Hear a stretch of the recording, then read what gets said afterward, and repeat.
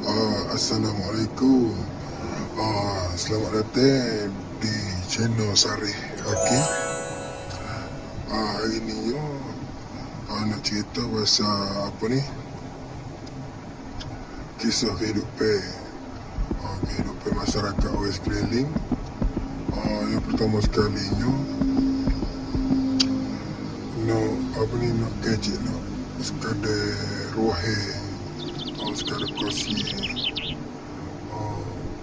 tanda soal aku boleh orang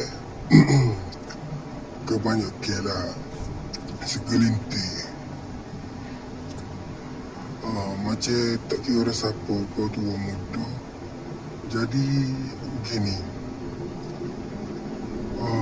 rezeki ni masing-masing. Sejak itu lahir tu letak dah mana rezeki ni kan. Ni cuma ni, ni lagu ni, jalan ni, jalan tu. Jadi kan kita ni jangan ambil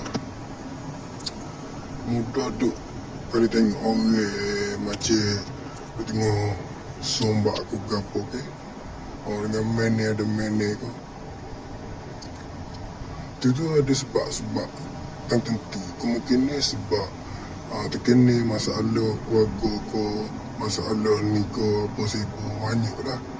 Jadi kita jangan mudah nak adjust orang tu dengan dengan kata kita kena support kalau orang lagi tu.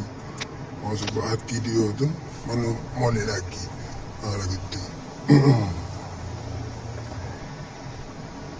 Lepas tu dengan segi kalau duit pula tak kira lah mana dari segi saya ke adik-adik ke tak. Kalau dalam adik-adik tak, mak ayah akan lebih kepada adik-adik hak banyak duit. Betul ke salah hamba ya? Kalau betul mana komen dia.